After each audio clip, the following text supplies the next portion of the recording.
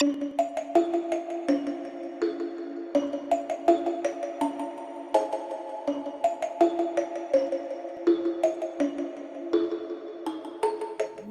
back to the first Ghoul Ready With Me of 2025. Who is ready?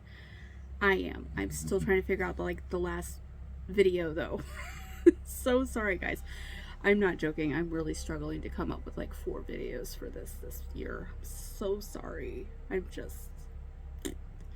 Anyway, for those of you who are new, Ghoul Ready With Me is where I do a little SFX makeup while telling you a scary story that I have made up off the top of my head. I try to coordinate the looks with the story. It's super fun. And I have a whole playlist, which I will link down below if you guys want to check it out. I will also link all of the makeup that I am using down below as well if you're curious about that. And as you can see, I kind of already got the party started a little bit because gluing these eyebrows down takes forever. I have so much brow. Okay, so without any further ado, let's get freaking spooky. Shermansville was one of those quiet towns. There was like one major highway leading to it, very unassuming, not a big population, and really the only thing keeping the town afloat was there's this huge ammunition factory that the government kind of subsidized to buy ammunitions off of. Most of the townsfolk worked for that company. It brought a lot of money in, so they kind of just let them do what they do, basically. And that was fine. It worked well for everybody. There weren't a whole lot of other jobs in the area anyway, and the government paid everyone pretty well. So now the people of Shermansville, unless they were working at the factory, they didn't really go around there much. A lot of dangerous, you know, flammable, volatile chemicals, and it just was not a safe place to be around unless you knew what you were doing and had clearance to be there. It was kind of on the outskirts of town, a little bit removed from everything, which of course meant it was the prime place for the town teenagers to go to for their parties and whatnot. The sheriff would get called out there periodically, and of course the sheriff's staff was basically like 3 people. So it usually resulted in a go home or I'm telling your mother kind of situation. Again, small town, everyone knows each other.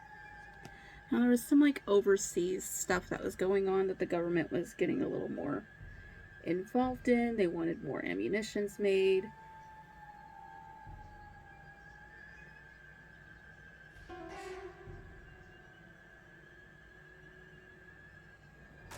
So the townspeople found themselves, you know, working longer hours there at the factory, trying to fill the orders in the time frame that they wanted them done. And people started noticing kind of a odd feeling like they were being watched when they were going to their cars, but no one could really see anything or, you know, figure out what they thought was watching them. They just felt like they were being watched. Very creepy, very unnerving, but with nothing to report. No one really bugged the police about it. After several of them started noticing it, they finally kind of said something in passing to the sheriff while he was at the diner one day, but that's as far as it went, really. When the town quarterback had his big moment after the homecoming game, of course everyone went out to the woods by the factory to celebrate. And that's when the sheriff got his first call. Some kids freaked out, saying that they saw some huge flying thing that looked like a man coming at them. while they were out there. Well, the sheriff naturally assumed that this was just some silly prank by the kids, blowing off some steam after homecoming, and, you know, told him to go home, basically. Thinking he'd heard the end of it, you know, the sheriff went on about his business. The same kids that had made the phone call came running into the station, and their faces were as white as a ghost, and they were all talking over each other, like practically yelling. So the sheriff said, okay, you know, I'll go look into it. You guys just, you know, stay here, call your parents, have them come pick you up. It's fine. So he went out to where they had obviously been having their party. You could tell that everyone had left in a hurry, but there was no strange person or, you know, whatever they were trying to describe. But he knew they obviously saw something, or they wouldn't have been so freaked out. And he had to admit, by the time he was done looking around trying to see what they were freaking out about, he did kind of start getting this weird sensation that he was being watched. Now, the sheriff, being the practical man that he is, didn't want everyone getting freaked out, definitely didn't want everyone knowing that he also had felt that weird feeling that someone was watching him. So he played it off as best as he could as just, you know, probably some big critter in the woods or something, and the parents had nothing to worry about. Ha ha ha, right? But some of the parents weren't convinced. You know, their kids were good kids, they were honest kids, and they wouldn't have just made up a lie like that. Started making sure that he went out there and monitored that area a little bit more than he normally did, just because he was a little unnerved by his brief moment of feeling like he was being watched, and he knew a lot of the other people in town had been claiming that they had been feeling that. But even on his patrols, like, he never saw anything. It was just this feeling. He started getting more and more calls. He started noticing all of the calls were describing exactly the same thing.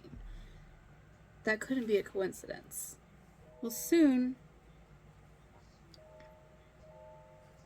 the government asked for even more ammunitions to be made, and the little town couldn't keep up. They had so much going on already with this mysterious figure that kept popping up and freaking everybody out. The government brought in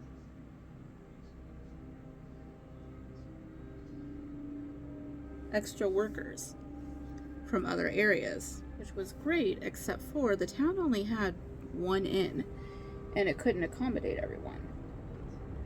So some of the extra workers had to, like, stay with some of the people in town. They didn't mind having to share their homes with these extra workers. They needed help getting all this work done that the government was wanting. They were glad for the relief, really. But then the workers started seeing the same things that everyone else had been seeing, and the sheriff was getting more calls than ever. He could barely handle all the workload that was being thrown on him with all these calls. But the sheriff still hadn't seen this mysterious figure whom people were now starting to say not only was 8 feet tall or so, but he seemed to have wings and glowing red eyes.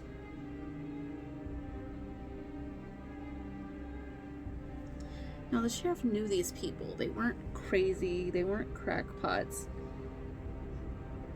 but that was the most absurd thing he'd ever heard in his life. Like, there's no such thing as a winged man 8 feet tall with red eyes. That does not exist. That's not a thing. Well, some of the workers